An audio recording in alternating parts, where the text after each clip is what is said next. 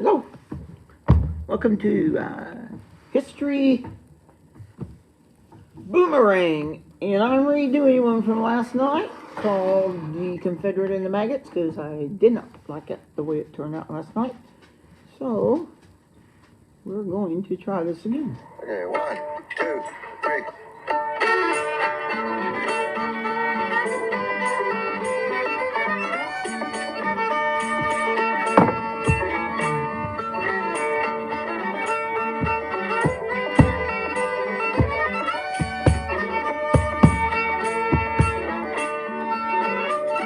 Okay, a little bit of Dixie there since we're going to talk about maggots and Confederates and also Union soldiers.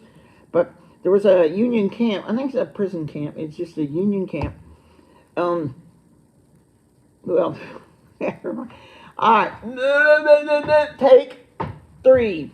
A Union camp in Chattanooga, Tennessee.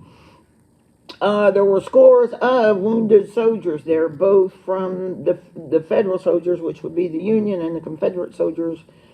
But very few medical supplies. Very few medical supplies. So, two of the things in the biggest scarcity were chloroform and lint, L-I-N-T, chloroform and lint. And what they used these two things were to keep maggots out of open wounds. Two different doctors, two different places they housed the prisoners. You had your Confederate doctor and prisoners in one section, and your Union doctors and injured in another section.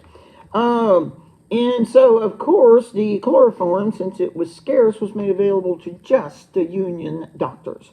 Confederate doctors were given nothing. So, inevitably, in other words, the Union soldiers, the Confederate soldiers, the soldiers in the gray, became infested with maggots, and much before the Union soldiers did. But then a strange thing happened. Johnny Reb healed up faster than Billy Yank.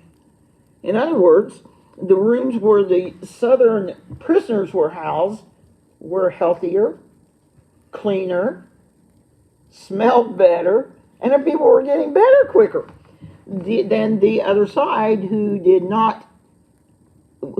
get the chloroform.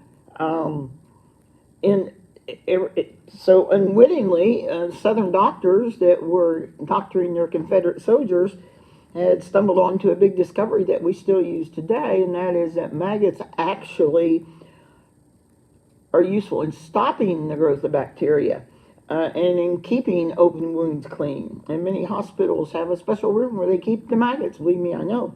A French soldier had already learned this in the Napoleonic, or let's say the Napoleon Wars, since I can't say it. But his finding had been ignored, nobody paying attention to it. So history repeated itself in Chattanooga, Tennessee, at a Union camp. Union doctors still, after this, disbelieved the obvious and continued to treat the Union prisoners with chloroform.